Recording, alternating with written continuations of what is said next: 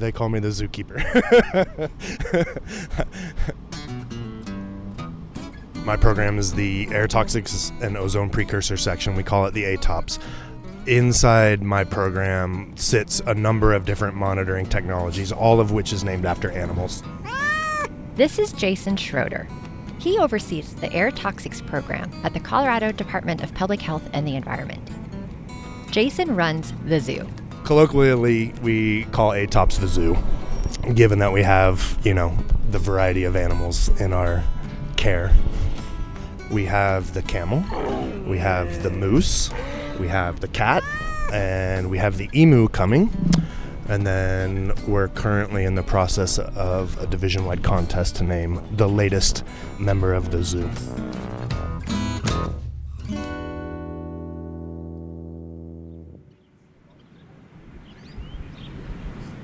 On a hot summer day, I'm meeting up with Jason and his colleagues Natalie Smith and Michael Ogletree at a small park in the Elyria-Swansea neighborhood in North Denver.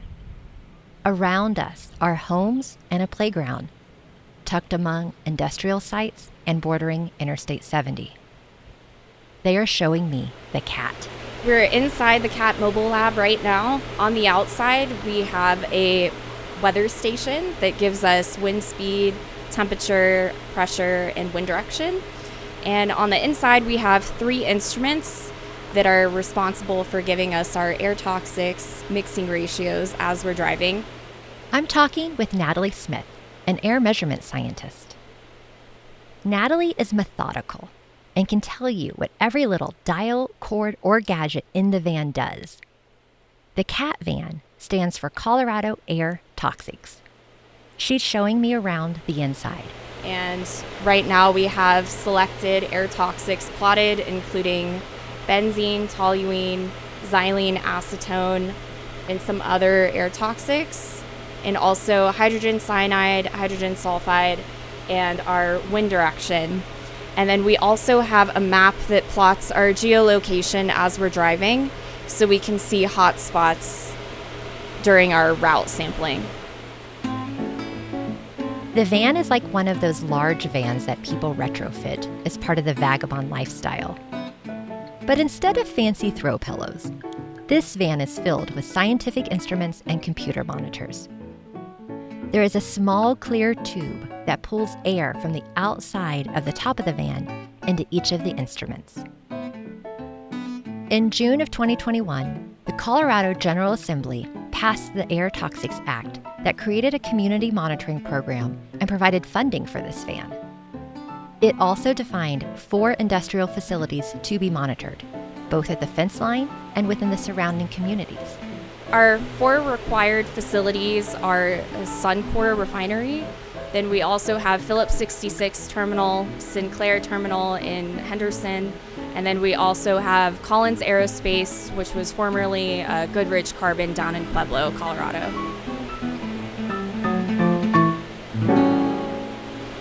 All right, so we are off. We are starting our route. For the route today, Jason and Natalie are driving around North Denver, an area known for poor air quality due to industrial processes and traffic pollution. So right now in the passenger seat, I have a dual monitor setup. I'm looking at all of our real-time data for our instruments. And then we also, on the vehicle, have a map that we're following. And this is our planned route for the day. In addition to the designated sites in the Air Toxics Act, there are also other industries in the area worth monitoring. We were still in an industrial area. We're about on the wastewater treatment facility to our right. Right before they drive past a wastewater treatment plant, Natalie looks at the hydrogen sulfide measurement on her laptop. Hydrogen sulfide gas is very smelly. Think rotten eggs. It's often referred to as sewer gas. As they drive by, the computer shows a spike from 0 to 400 parts per billion, which is the concentration of a pollutant in the air.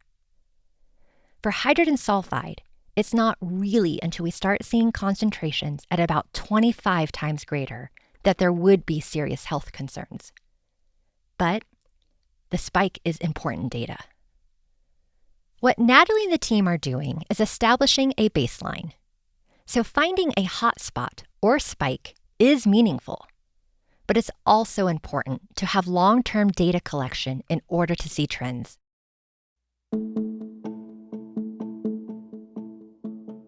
Back in the park, I'm sitting at a picnic table with Jason and Michael. You may remember Michael from the last episode.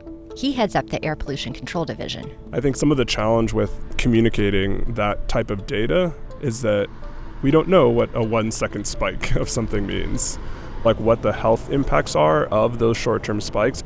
And even when we do the measurement while we're mobile, it's something where we have to do multiple passes to even validate that what we're collecting isn't, someone driving by. Our team is on the cutting edge of collecting that data and analyzing it and then getting that out to communities.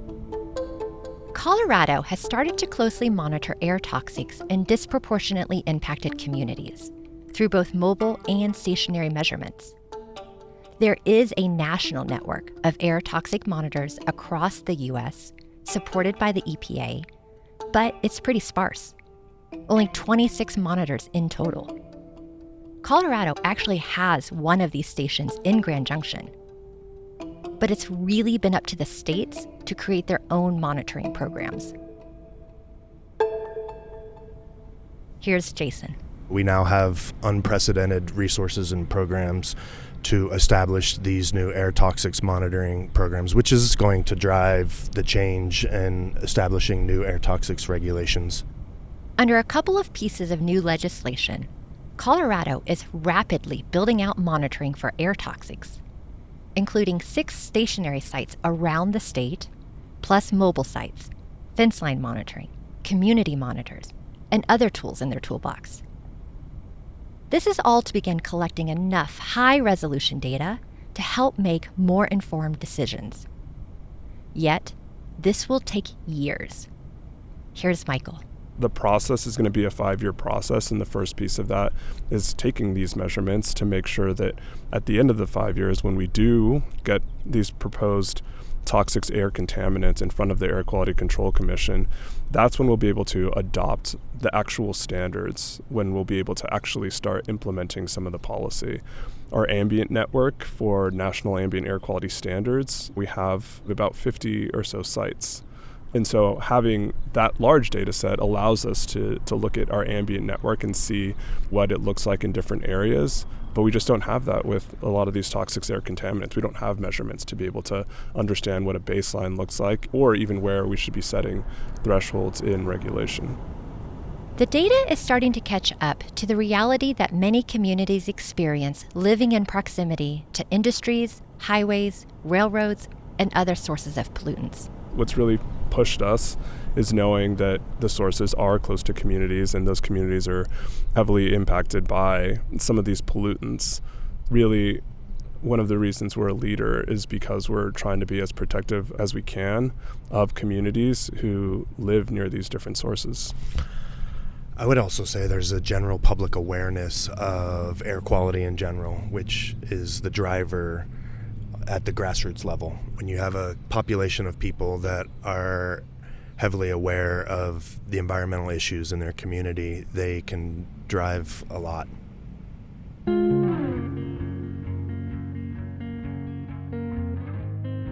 To make thoughtful decisions and policies that will truly help our society, it's vital to have the data.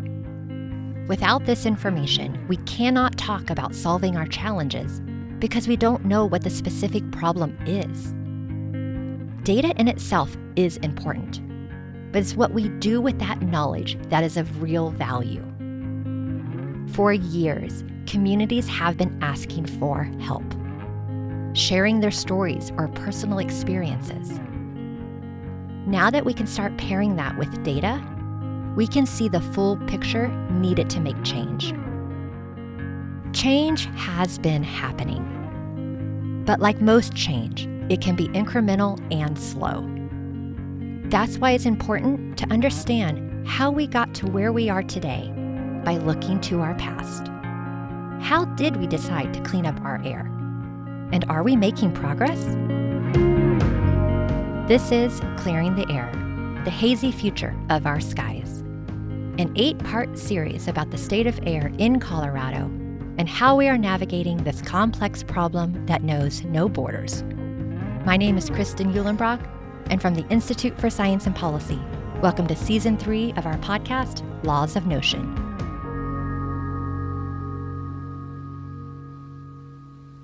Clean air, clean water, open spaces, these should once again be the birthright of every American.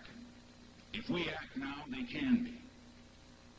We still think of air as free, but clean air is not free. And neither is clean water. The price tag on pollution control is high. Through our years of past carelessness, we incurred a debt to nature, and now that debt is being called.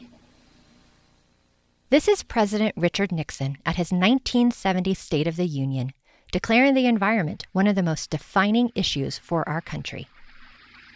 We can no longer afford to consider air and water common property, free to be abused by anyone without regard to the consequences. Instead, we should begin now to treat them as scarce resources, which we are no more free to contaminate than we are free to throw garbage into our neighbor's yard. This requires comprehensive new regulations. It also requires that to the extent possible, the price of goods should be made to include the costs of producing and disposing of them without damage to the environment. Later that same year, Nixon went on to create the Environmental Protection Agency and signed the Clean Air Act of 1970 that created the foundation of air quality standards and regulations we know today. The 1970 Clean Air Act amendment is huge. This is Jana Milford, Professor Emerita of Mechanical and Environmental Engineering at the University of Colorado Boulder. It set this framework for having health-based air quality standards that were supposed to be met across the country and that were supposed to provide a benchmark that if we were meeting those standards, we'd be breathing healthy air. And it turns out to be more complicated than that from a scientific perspective. We still have air quality health impacts at concentrations below the level of the standards for ozone and especially for particulate air pollution. But it got everybody moving. The Clean Air Act was a watershed moment for trying to rein in pollutants through government intervention. For example, one of the first things the government began doing was creating regulations around the automobile emissions, which drove the market to find solutions. Our cars of today are 99% cleaner from common pollutants than they were back in the 70s. It also inspired a whole generation to pay more attention to the air we breathe, including Jana, whose early research took her to Southern California. Oh, it was crazy bad in Southern California. Yeah, folks who grew up in the 70s and 80s suffered a lot from air quality. I have friends who grew up in Southern California at that time and talk about not being able to go outside for recess or do their athletic competitions because the ozone smog was so bad. She got her PhD at Carnegie Mellon University in Pennsylvania in 1988. Pittsburgh, where Carnegie Mellon is, was an interesting place in terms of air quality, too. It was really infamous for its air pollution problems from the steel industry following World War II. Some of the really notorious air pollution episodes in the United States in the 50s occurred in southwestern Pennsylvania. After finishing her degree, Jana landed a job advising Congress at the Office of Technology Assessment, where she got to work on a major amendment to the Clean Air Act. This was during President George H.W. Bush's term. No American should have to drive out of town to breathe clean air. And every city in America should have clean air. And with this legislation, I firmly believe we will. In 1990, the big focus, there were two of them at that time. One was the problem of acid rain that was really more prevalent in the eastern United States, where coal-fired power plants in the Midwest were emitting sulfur dioxide and nitrogen oxides that were ending up in lakes and streams in New England and the Adirondacks region of New York, as well as the southeastern United States.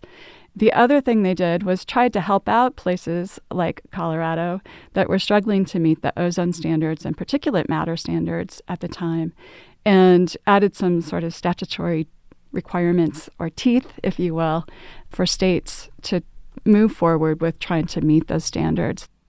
In addition to the acid rain and urban air pollution that Jana mentions, the 1990 amendments included more oversight for toxic air emissions and the depletion of the ozone layer. Jana has had one hand in research and one in policy her entire career. In 1994, Jana first got appointed to serve on the Colorado Air Quality Control Commission, a role she has held off and on for 12 years. Her experience helps her understand the relationship between federal versus state authority when it comes to regulating industries. You don't want to have 50 different states regulating or trying to set standards for that industry. So that's the role the federal government plays. States have a tremendous amount of work to do within the Clean Air Act. They start with having to do the monitoring networks and understand what the lay of the land is in terms of air quality, have to develop emissions inventories, they have to develop plans and use models to develop those plans. And then they have to do the implementation piece, writing the regulations or rules that Colorado industry or people are going to have to follow, making sure that the industry and the recipients of those regulations or the subjects of those regulations understand the rules, so helping them comply, and then the ultimate enforcement piece to follow up and make sure that compliance occurs. And then the state also has to sort of fill in the gaps from the federal regulations and figure out what more is needed locally in order to meet the federal standards. In Colorado, a place where that has come up a lot, of course, is the oil and gas industry. That's not a national industry that is equally prevalent across the board, and so it's kind of left to the states to figure out what needs to be done. Colorado has had on and off challenges with meeting federal clean air standards. Recently, parts of Colorado's Front Range were reclassified to severe non-attainment by the EPA for ozone after years of not meeting the standards. Initially in the Clean Air Act, the grade actually does tie into the level of pollution. If you were moderate, you were missing the standard by a little, and if you were severe, you were missing the standard by a lot. But the second piece of it is that as areas persist to not meet the standards for longer and longer, they get bumped up to those categories. So at that point, it's not that their ozone levels are higher than other areas that are in a lower category. It's that they've been non-compliant for a longer period of time. The second piece of it is that the Clean Air Act actually does have specific requirements that you have to implement, and those get added on to as you go up in severity.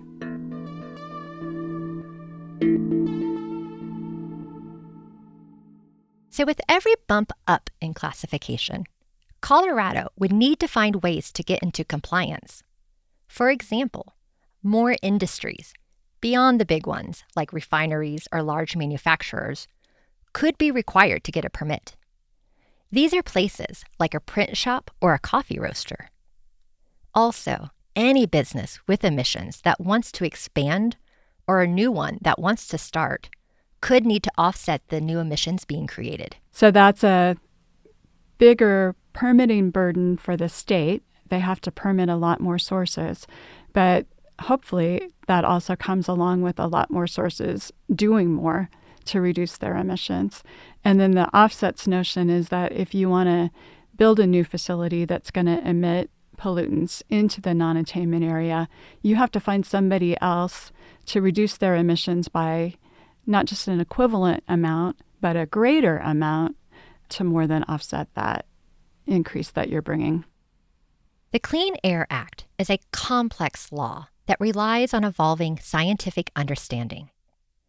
Some think it's not stringent enough. Others think it's overly restrictive. Some think it's unfair because it grandfathers in certain industries. Others think it kills jobs and stifles growth. But our air in the U.S. has gotten cleaner. EPA states that since 1970, the 6 most common pollutants have dropped by 78%. And while Colorado's air quality has gotten better in some areas, it still has problems. So to understand the problem, we need a little scientific background about what actually makes air pollution.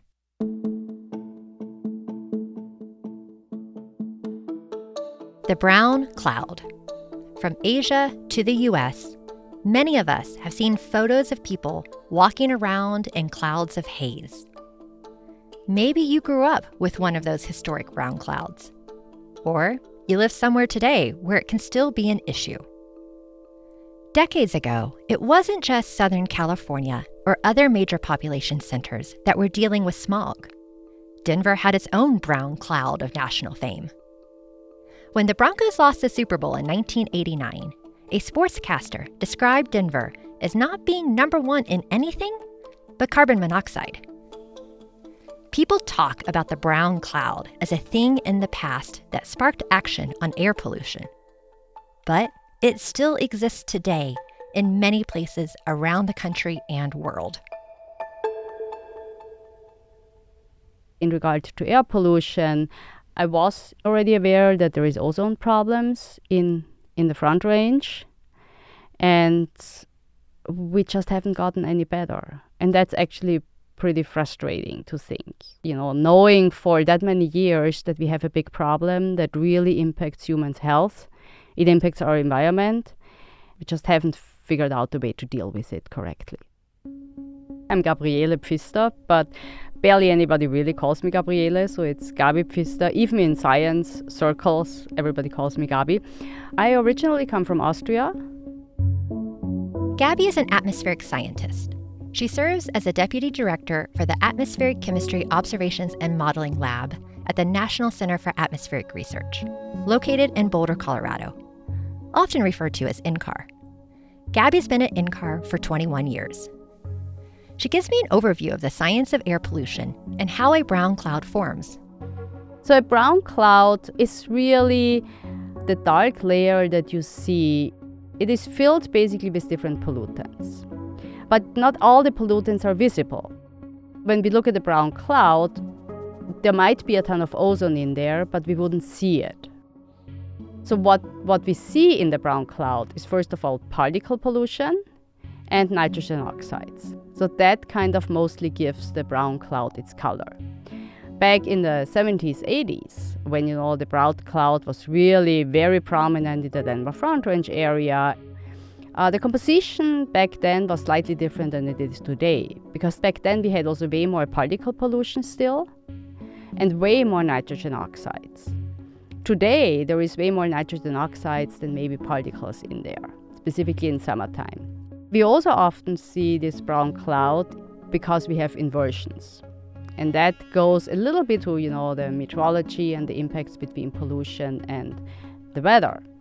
What we call an inversion is when the temperature at the ground is colder than the temperature higher up, which is reversed to how it usually would be, because typically what you have... Gabi explains an inversion like a lid on a pot, or in this case, a city. The lid sits on top of the colder air, and because there is warmer air on top, it cannot rise. This keeps the emissions and pollution down at the surface, rather than getting diluted through the rest of the atmosphere. And then we start seeing this brown cloud. So the brown cloud is a mixture of particles and pollutants. Ozone can be part of the makeup, but it can also be its own problem. Ozone is not emitted, right? Ozone is a pollutant that is produced in the atmosphere from what we call precursor emissions. And these precursor emissions are nitrogen oxides and volatile organic compounds. And they come from a variety of sources. They come from cars and also from industry. There is a lot of oil and gas production. There is also just our daily activities, when you run your air conditioner, when you run your furnace in wintertime, when you mow your lawn. All of these activities put all these precursor emissions into the atmosphere. And then the other ingredient that you need in order to produce ozone, you need sunlight. Well, we have plenty of that here, right? So we give basically all this mix of emissions that we put out there. We give it enough time to just bake and cook in the sun and just start forming more and more ozone that accumulates over the course of the day. Colorado struggles with ozone because in addition to a lot of sunshine, we also have some interesting topography. One very interesting phenomena in the Front Range is the upslope-downslope circulation. And so what happens is during the day, we have winds that can go from the Front Range up into the mountains. And that flow reverses at night when you can have the winds bringing the air from the mountains back down into the Denver Front Range area again. The dual feature of upslope and downslope winds means that the air pollution we generate in our population centers can be transported up to our forests and mountains. It also means it can begin to accumulate over days. Another important consideration is, how do we determine at what point we're measuring from? The scientific phrase is background air quality. When we talk about pollution like particle pollution, ozone, it's not that these are compounds that we humans formed, that are only there because we are there. I mean, we shouldn't consider ourselves quite that important. There is a natural background because there is also natural sources of emissions. Just think wildfires. I mean, wildfires are now often also human-caused. But even back then when there were no humans, there were lightning strikes. So wildfires have always been part of the system. These background levels that come from these natural sources are much, much lower than what we experience in many of the polluted areas today. So just consider that background ozone, for example, before industrial time, maybe 15, 20 ppb. Well, now in a polluted day, we talk about 80, 90 ppb of ozone, right? So you can already see that humans made a significant contribution. Air pollution is local, but also it's not. All these pollutants can get transported over miles and miles and miles. So whatever happens upwind of us, we get our whiff of that simply because the winds are bringing that to us. In the same way, what we are doing, well, it's a present from us to somebody downwind of us, right? So it's a give and take. When we look at air quality, we have to look at really a bigger picture. The science of air pollution is complicated, as are the health effects and the policies. So throughout the season, we'll keep coming back to deepen our understanding.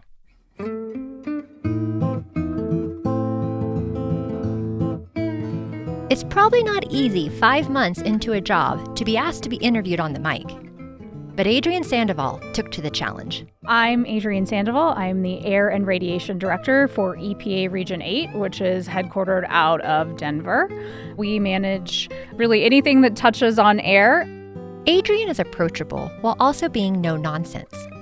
She grew up in Texas and Oklahoma and got her start in the oil and gas industry before moving into state government in New Mexico. I did a lot of field work, and I think it gave me a lot of insight for how you take kind of complex regulations and you break them down into pieces and you make them practical and understandable for people of different backgrounds and different kind of purposes. At EPA, Adrienne's region is quite large and unique. It includes 6 states and is one of the largest by geographic scope, but it's also mostly rural. She oversees a complex labyrinth of regulations and standards, ozone being part of that, and one of the key challenges for the Front Range of Colorado. Big picture, if you zoom out, I believe it was the 1997 standard for ozone was 85 parts per billion. And Denver was originally non-attainment for that. And we've since attained that. So that kind of puts into perspective in some ways, like we used to not even be attaining 85. We're still not attaining 75 and we need to get there and then we need to get to 70. What Adrienne is talking about is how we're both making gains with ozone, but also coming up short with the newer, lower standards. The Clean Air Act requires the EPA to review and update the standards every 5 years based on the most recent scientific findings. The standards have gotten lower as more research reveals what is considered safe for our health and environment. The most recent update to the ozone standard came in 2015, which is the 70 parts per billion that Adrian is referencing. However, since 2012, parts of Colorado's Front Range have repeatedly failed to meet the standard of 75 parts per billion set back in 2008. But there have been overall positive changes in the air quality in Denver at the same time as there's been a lot of population moving into the area, and population inherently brings pollution with it. It's hard to kind of zoom out and see those changes that have happened over the long period of time, and we still have a long ways to go. In a lot of ways, EPA is in the oversight role. It is Colorado who is on the front lines of having to figure out what changes can we make to attain these statuses. Getting into compliance is done through a state implementation plan, or SIP for short. The EPA provides a menu of control options for states to use in developing their SIPs, as well as reviews and approves the plan. But states have the flexibility to craft and implement their own reduction measures, and they're the ones to enforce them. However, once a SIP is approved, the EPA can take enforcement action against violators, and members of the public can file lawsuits under the Clean Air Act. But as parts of Colorado struggle with air pollution, there is help, specifically in the form of money. There is so much money right now. It is so exciting. There is such an opportunity, I think, to make big changes, and not just in the big cities and population centers. A lot of this money is designed to go out to more rural areas that sometimes can feel like they have been left out. So one of the biggest things right now is all of the funding under the IRA, so the Inflation Reduction Act, and then the infrastructure bill. There's multiple pots of money, billions and billions of dollars, precedent-setting levels of money that are available to states and communities and tribes.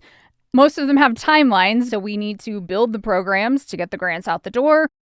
Whether it's for the electrification of buses and buildings or air quality monitors, EPA is trying to get this money into communities. This past winter, 7 Colorado local organizations received grants for monitoring. Community monitoring grants are really aimed at putting some of the air monitoring technology in the hands of communities. And so giving them that power and that understanding of what's happening where they live. And that's, really powerful because it gives them information to make decisions, to advocate for themselves. EPA is continuously doing research to figure out, are there better ways to monitor things? Are there quicker ways to monitor things? Are there less costly ways to monitor things? Data is important not only to make decisions that protect people's health and the environment, but because it's how we monitor change over time. The thing about air quality is it's a slow change. And so it's really hard, I think, sometimes, human nature, and I myself am generally an impatient person. And I want changes to happen quickly. And in the air quality world, what I find is nothing ever happens quickly. It's a very slow process. There are improvements that are being made, but it's slow, and it's often so small that it's not necessarily noticeable day to day, or sometimes even year to year, unless you're truly looking at that data. Nothing happens with just more data. What matters is what we do with it, how we value it, how we use it to make decisions.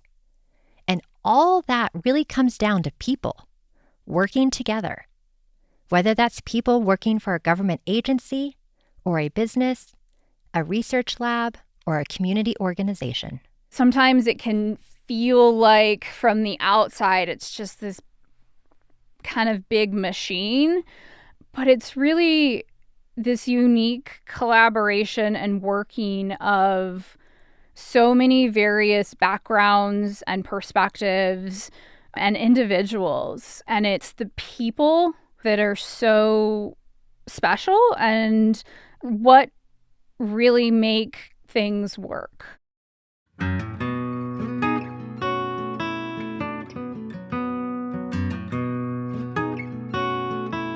I had asthma as a kid, pretty bad asthma as a kid.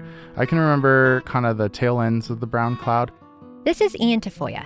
He grew up in Denver. And interestingly enough, we used to burn our leaves then. We even had one in the back of our house, like a little incinerator box, and that was like common practice. And there was a while there where it seemed like air quality got better, and now it seems to be getting worse. With long dark hair, passion in his eyes, and a presence whenever he enters a room, Ian is a well-known figure in the Denver area. He is the Colorado State Director for Green Latinos, a national environmental nonprofit, and he serves on the state's Environmental Justice Action Task Force, is a radio DJ, and just this past year, he took a run at mayor. He wears many hats. When I was like 14 years old, we moved from West Denver to East Denver, and it was a former Superfund site. From my mom's front yard, you could see a coal facility that now burns gas. And what I didn't know then was that there were hundreds of businesses violating federal environmental law.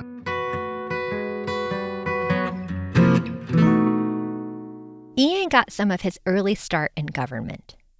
But while there, he began thinking he could make bigger changes from the outside. I got radicalized, I guess, into not going along to get along by the I-70 expansion and the impacts on the community. Like many major road construction projects from the 50s and 60s, they often ran right through low-income neighborhoods and communities of color, creating segregation and bringing pollution. Interstate 70 runs along the north side of Denver, cutting in half already struggling neighborhoods like Globeville and Elyria Swansea, where we were sitting earlier in this episode. It's a project that was constructed in the 50s through a predominantly immigrant community. It took away a large green space, a parkway, which many other communities in more affluent parts of Denver get to enjoy on a regular basis. And so people get to move in and out from the suburbs or traffic for industry through our communities, and we get the pollution. By the early 2000s, as Denver's population boomed, transportation officials began designing an expansion. They said that it would reconnect our communities. We were concerned that widening it would result in more air pollution. Ian was staffing Denver City Council at the time when he first became aware of the planned expansion. I was like, man, this just doesn't seem right. He didn't know the intricacies of the Clean Air Act at the time, or specifically how the Civil Rights Act can serve as a basis for environmental justice. But he did know that this project would add more pollution and burden to an already at-risk community. However, he is dedicated and a fast learner. I left my job at 28 years old, and I took my pension and I paid my bills for 4 months, and I ran for city council in opposition to this project. And I lost. I know it's hard. I can remember a couple times like waking up in the middle of the night and I cried. I was like, they're going to build this thing. They're going to harm people. There were a number of lawsuits trying to block the project. Ian was part of a few, including one that ultimately reached a settlement with the Colorado Department of Transportation in 2018. The settlement included money for a health study, plus for planting trees along the highway. I cried in the car all day. Was this the right decision? And then if you go look at the paper, when they signed it and they had a thing at CDOT, the Department of Transportation, they're like, Ian Tafoya, noticeably emotional. It was a hard decision to make. And I also realized how little money it was in the end. $550,000 isn't very much money. They ultimately took many homes from near my mother's house, a block away. People my mom had known and we had known for many years, at least a decade. People had lived there for a very long time. It all comes down to resources. But my feeling is if you invest in the community engagement, you probably have to spend less money on lawyers later. Ian recognizes that the struggle with air pollution isn't just black and white. It's really complicated and emotional and requires all parties to work together. But when there is a history of people not being treated fairly or not trusting one another. That can be challenging. Trust is a really tough one. I always find it that I have empathy because I've worked for the government, and I recognize how challenging it can be. And I also recognize there are people in the government who are pushing. This is like all about human beings. This is 100 years of problems that none of us made. So stop taking it so personal. If we stop taking it personal and we acknowledge this is the baseline, then we can start making policy solutions. If you want to make change, you need to have friends. You're not going to make change with all enemies. It just won't happen.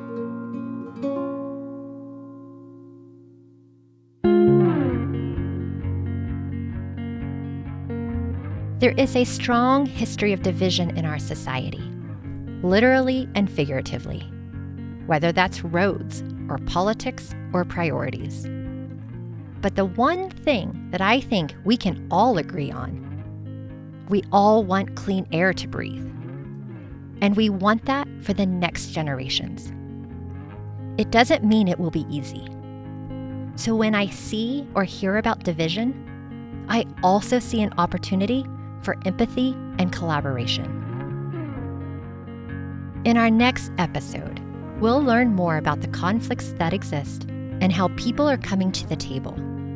But when people's health is at risk, is compromise over conflict possible?